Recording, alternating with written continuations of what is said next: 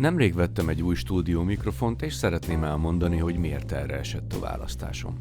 Ezen kívül összehasonlítom a képességeit az AT2020-as mikrofonommal. A mikrofon mellé adtak egy tartókengyelt, egy porvédőt, egy szűkítőanyát és egy nyálvédőt is. Míg az AT2020-ason a rögzítés menetes, a Luit szárát egy szorító csavarral lehet rögzíteni. Bár a tartókengyel nagyon jól néz ki és funkciójában jól működik, de a mikrofon csak fixen előre tud nézni, nem csavarható el a mikrofon a tengelye mentén. Ez számomra negatívum, de együtt lehet élni ezzel a hiányossággal. És akkor most jöjjenek az összehasonlító adatok.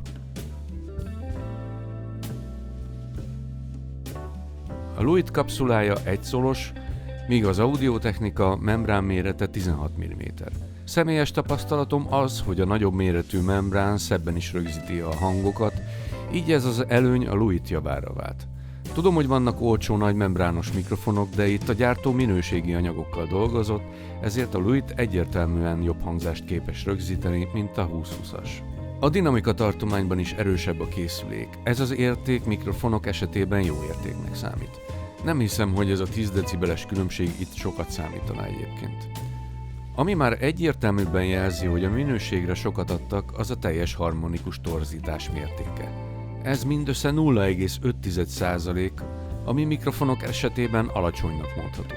Ez a fajta torzítás nehezen észrevehető, de ha egy hangosabb énekessel rögzítjük a hangot, bizony könnyen előfordulhat, hogy akkor is torznak érezzük a hangot, ha a jel egyébként nincs túl vezérelve. Ez az alacsony érték azonban sokkal elviselhetőbbé teszi a torzítást a jelben, mivel az nem olyan nagy mértékű.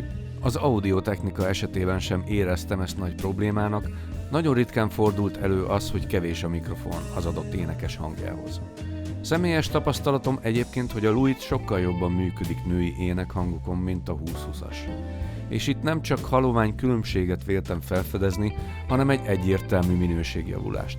Ennek oka a membrán méretéből és az egyes frekvenciatartományok hangerejéből adódik a rögzített anyagban. A diagramon jól látszik, hogy a Luit többet vesz fel a mély tartományból, mint a 2020-as. Oké, hát akkor most jöjjenek a tesztek. Először is jöjjön egy zajteszt, azaz megnézzük, hogy mennyire csendes a két mikrofon.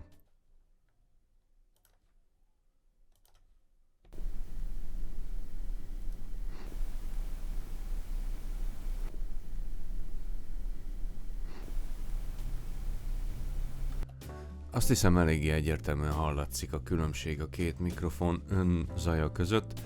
Egyébként ez a búgás, ami benne van, ez a számítógépemnek a búgása, ezt én most nem tudtam így a teszt során kikerülni, viszont így is tökéletesen hallható, hogy a fehér zaj sokkal jelentősebb az AT2020-asban.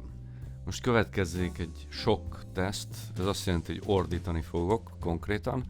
Ez azért fontos, hogy kiderüljön, mennyire kezeli jól a két mikrofon a hangosabb énekeseket. Úgyhogy ez most le lesz tesztelve, megpróbálom úgy megcsinálni, hogy magában a felvételben ne lehessen azt látni, hogy az torz lenne, tehát a túlvezérlést nem akarok. Tehát itt nekünk ez a részünk, ami itt található, ez a sok teszt. Alapvetően nem sok minden fog hallatszani, és azt hiszem, hogy ez halkan, hogyha halkan hallgatjátok, nem fog kijönni.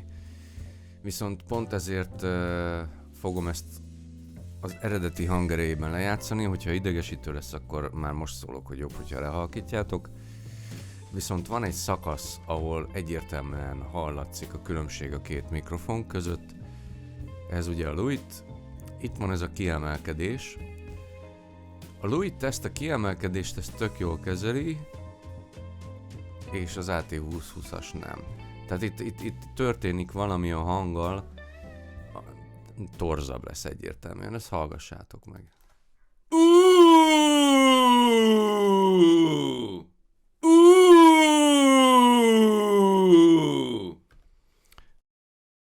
Az AT2020-as membránja kevésbé kezeli ezt a hangnyomást, és ennek megfelelően egy ilyen furcsa hangzás kerül bele a jelbe. Úgyhogy ezt az AT2020-as mikrofont, ezt azoknak, akik ilyen nagyhangúak, nem igazán javaslom. ebből a szempontból azt kell mondjam, hogy a Luit az sokkal jobb. Oké, akkor most egy általános beszéd következik, tulajdonképpen semmi extra nem történik, csak beszélek. Oké, akkor most egy általános beszéd következik, tulajdonképpen semmi extra nem történik, csak beszélek. Oké, akkor most egy általános beszéd következik, tulajdonképpen semmi extra nem történik, csak beszélek. Itt, hogyha ezt meghallgatjuk, akkor szinte semmilyen különbséget nem veszünk észre, van egy minimális különbség így a zöngéjében, de ennyi, tehát olyan túl sok mindent nem lehetne mondani így alapvetően beszédhang esetében, hogy a két mikrofon annyira eltérne egymástól. Látjátok?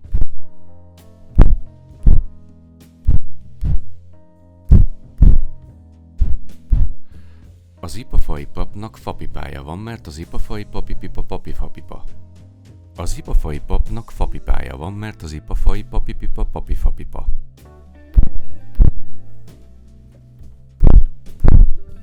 Tehát hallható, hogy az AT2020-as egy kicsit rosszabbul reagál a levegőre. És akkor most teszteljük le a két mikrofont, hogy melyik kevésbé érzékeny a hátulról jövő hangokra. És akkor most teszteljük le a két mikrofont, hogy melyik kevésbé érzékeny a hátulról jövő hangokra. És akkor most teszteljük le a két mikrofont, hogy melyik kevésbé érzékeny a hátulról jövő hangokra. És akkor most teszteljük le a két mikrofont, hogy melyik kevésbé érzékeny a hátulról jövő hangokra. Na hát akkor vonjuk le a konzekvenciákat. Úgy vélem, hogy akinek mondjuk van egy AT2020-as mikrofonja és használja és szeretne jobbat venni, de nem használja ki annyira mondjuk az egyes mikrofonok képességeit, annak nem feltétlenül javaslom, hogy lecserélje az AT2020-ast, mert a legtöbb esetben megállja a helyét. Ugyanakkor, hogyha valaki egy kicsit professzionálisabb minőséget akar produkálni, vagy meg akarja könnyíteni az életét, akkor mindenképpen javaslom a Luit mikrofont. Tulajdonképpen minden paraméterében jobb, mint az AT2020-as. Csak annyi a különbség, hogy igazából ezek halvány különbségek, pici apró különbségek, amelyek összeadódva végül is azt eredményezik, hogy sokkal használhatóbbá válik a Luit mikrofon, mint az AT2020-as. 109-ért láttam most legutoljára, én még egy 10-essel kevesebbért vásároltam meg. Egy olyan 150-160 ezeres kategóriájú mikrofon ez szerintem, talán még annál is jobb, és azt azért hozzá kell tegyem, hogy én már hallottam 1,5 milliós mikrofont, aminek a hangja egy kicsit se volt annyival jobb, mint amennyibe került. Úgyhogy azt kell mondjam, hogy ha Luitet vásárolsz, akkor hanem gyakorlatilag minden területen meg fogja állni a helyét. Én egyetlen egy rosszat sem tudok róla mondani, míg azért az audiotechnika esetében néha azt tapasztalom, hogy ennél azért van jobb mikrofon is. Ennyi.